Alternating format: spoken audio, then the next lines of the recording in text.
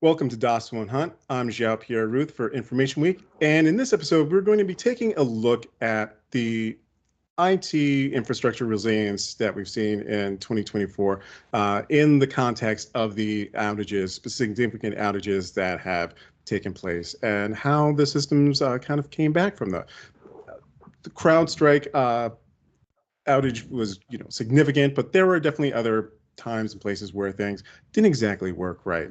But we want to talk about what were some of the things that were in place that helped things come back, and maybe what are some things that might need to be worked on for potentially, if hopefully in the future, well, not hopefully in the future when there's future outages, but they may happen, they will happen, finding ways to kind of shorten that downtime. And for this episode, I am glad to be speaking with Thomas Phelps, CIO and Senior Vice President of Corporate Strategy with Laserfiche, Stephanie Aceves, Senior Director of Product Management Incident Response with Tanium, Alex Hoff, Co-founder with Auvik, and James Doggett, CISO with Semperis. All of you, thank you so much for making the time and being on the show today. You're welcome. Thanks for glad to be here. Appreciate it. All right, so let's kind of start with looking at what tend to be some of the typical culprits behind outages. Whether it's equipment failure, bad software, human error. Now, Stephanie, can you give some kind of perspective on what seemed to be, from what you've seen, the kind of common usual suspects, unfortunately, that tend to be kind of part of that outage mix that we see? Yeah, absolutely. So I think a lot of times what we see when there is some type of significant outage or failure, it's either something that's connected to a misconfiguration, often human error. And without getting too prescriptive, this is where some automation can help. There's also, like you mentioned, equipment outages, hard drive failures, other issues where the physical, infrastructure is no longer able to support the load or to sustain something. And a lot of times we also see kind of with routine patching, updates, and maintenance, again, the complexity that we navigate, especially more devices coming online, they're far more deeply interconnected. It's kind of hard. Sometimes it can feel like a landmine to navigate how to make changes in a safe way. And so a lot of times what we see, it's kind of a blend, and sometimes it turns into a perfect storm. Great. Stephanie, so much. Thank you for the input on that. Alex, what is a sense that how inevitable outages are? Just different types of systems, different aspects. Can we talk about major things like CrowdStrike, but even just individual networks? Just how inevitable are they, and should we kind of expect services to kind of suffer errors and then kind of start to plan for those times in advance? Yeah.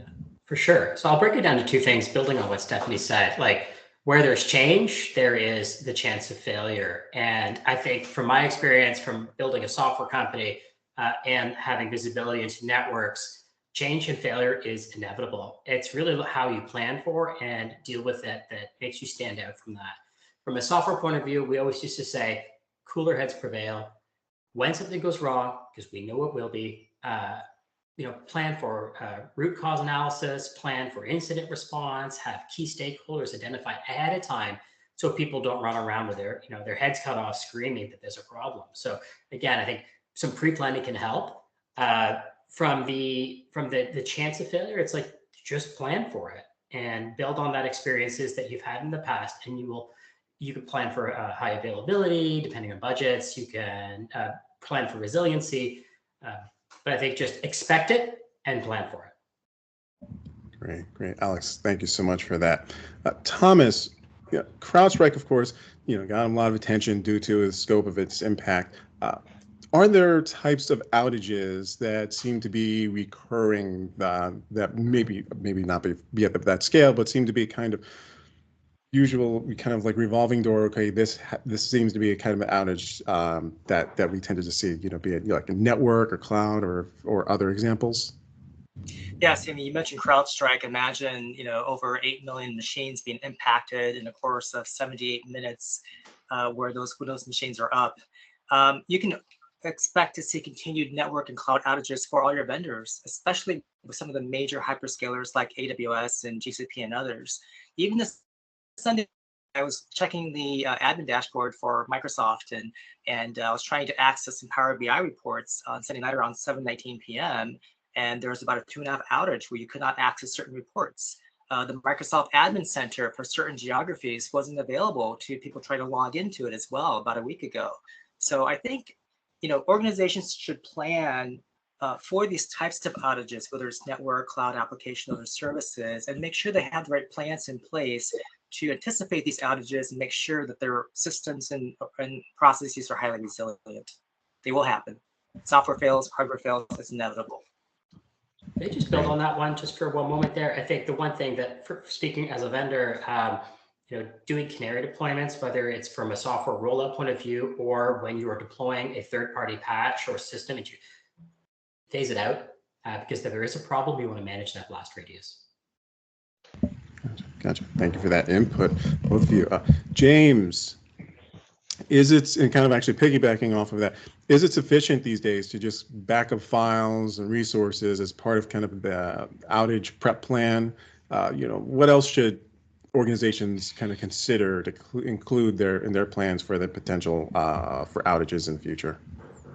Yeah, my world comes from heavily the security side, but it applies, I think, to any form of outage that can happen. And yes, I think you have to do, in my mind, a lot more in the pre-stage. You have to plan that an outage is. We've talked about outages are going to occur. Same thing is when I talk to CISOs around the world and the country, I always tell them, assume you're going to get breached and what's going to happen after that if you're not prepared. So to me, it's test, plan, test, continuously focusing on what the impact could be. And what I typically see is people see part of it, but they don't see all of it because they haven't actually gone through either a test or a real world example. Good example of that is somebody has an outage of, let's say, the medical world of their medical record system goes down. Well, that's great that they've got a backup of that, but do they have they contemplated that the network has to be brought up too before you could even access it, or that Active Directory is the authentication mechanism to access all of those things. So to me, it's a broader topic of which you need a lot of planning for. And I want to add to that because I think one thing that I've noticed, especially in the operations space and coming from a security background, is that a lot of times, in the security space, IR is something that has been offloaded a lot of times externally. The reality is there's not enough people that have the expertise to conduct proper incident response and full root cause analysis. And to the point, I think we all agree planning is really where you get the most return on your investment. But there's this element of post-incident kind of investigation and root cause analysis that should be informing the process that I think as an industry we're kind of missing, to be transparent. I think it is lower in priority because teams are understaffed or they just have too many competing priorities. And so there's an opportunity for us as leaders in this field to really start to emphasize extracting what I call the wisdom from the pain. You have to learn from these past events, whether it's an outage or some type of security incident, to Jim's point, but you have to be able to figure out what was pulled from there. How did the attacker get in? How did the system go down? And you have to close the loop. I have a background in consulting, and we used to go back annually to do the same red team engagements, and customer or clients were not always closing the loop. So we would get in the same ways. So we have to learn to kind of finish that full life cycle in order to get better at the planning phase. If I can add, go ahead. Stephanie was talking about full life cycle, and JP, you're talking about an outage plan. You need more than just a security incident response plan and outage plan. You need that full life cycle where you actually have a business continuity management program that starts with a risk assessment and a business impact analysis that identify your critical processes, what are your recovery time objectives, your recovery point objectives for accessible data loss. From there, you build your business continuity plans and your disaster recovery plans. So one thing that we all tend to overlook sometimes is we're so focused on systems and services recovery that organizations fail to take a step back and look at what are the manual workaround procedures to continue business operations when those systems are not available. And how do you, and in a crisis event, what is your communications plan to respond to the crisis? What do you tell your employees, your customers, your shareholders, and others? And then also, in some cases, you may need like a life and safety plan. So you need not just an outage plan or a disaster recovery plan, but a business continuity plan, a crisis management plan, and then if it impacts the facility, for example, a facility or evacuation plan as well. Cool. Yeah, I was going to add one more thing for the security folks that are listening in on this this podcast too, is that historically speaking, these type of outages are something that IT takes care of. It's not security. It's relatively new. In security, we typically monitor, we defend, we protect, we do all of that. But when things go bad, we step aside and someone else worries about bringing the systems back up. But with the advent of ransomware and these catastrophic level outages that are caused by security faults, security folks today have got to get more involved in this process of recovery and resiliency and all of that. Great. All of you, thank you very much for the input on that particular question and all of the leading questions. And actually, really, I guess, this kind of lends well to what you were all just saying. And all of you, please, please respond to this. Are there resources that organizations and companies might like to have to help mitigate and deal with the impact of outages, but might be a bit harder to come by either because of the cost, availability, internal red tape? Are there things that would be nicer to have that are just for whatever the existing reasons might be a little bit of a challenge for an organization to actually get to, or they should probably maybe, dare I say, try harder to try and get to those resources? Yeah, I can start with this one. So when we talk about outages, whether caused by security or some other operational issue, what I say to teams is you need to be prepared in the sense that you have confidence that you will be able to respond. And confidence doesn't come by knowing every single thing. Like we all know asset inventory is a problem that companies still struggle with today, and getting software asset inventory is difficult as well. So as we strive to have complete visibility there, you also need to know that in the wake of an incident, you have the agility and the capabilities to respond. And so the types of investments, I work at a vendor as well, the types of investments that we encourage our customers to make are in partners or in technologies that give them the agility to see what is important in an incident and to, I'll say, kind of intervene and impact, like modify to remediate. And whether that remediation is something that is more on the operational side or some type of cleanup or containment on a security side, we highly encourage companies to partner with both service providers or vendors that give them that confidence, not that they know everything and that they can see every single threat, but if and when these issues, these unplanned things arise, they can respond. Yeah, I think depending on the type of organization that needs to be planning for this, it's you don't have to do all of this yourself.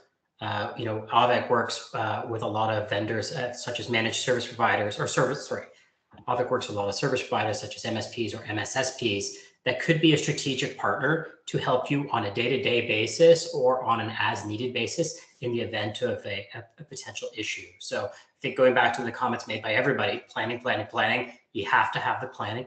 You don't have to do it yourself. You could bring in a third party to help you with the planning, and you could take on some of that responsibility if needed. Cool.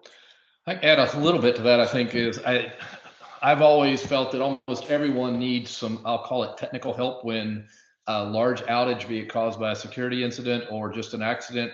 And that's the sort of the incident response technical folks that you keep on retainer. I think it's almost a must because they go through that every day. They're used to it, the stress of it, they're used to focusing on it. So that's one thing I would absolutely say. The other I would say is your best friend is also your internal legal counsel. If you do not have a good relationship with them, you need to get it, because it's hard to take a step any direction, especially with anything external, without having them involved with it. So you want them to already be your best friend.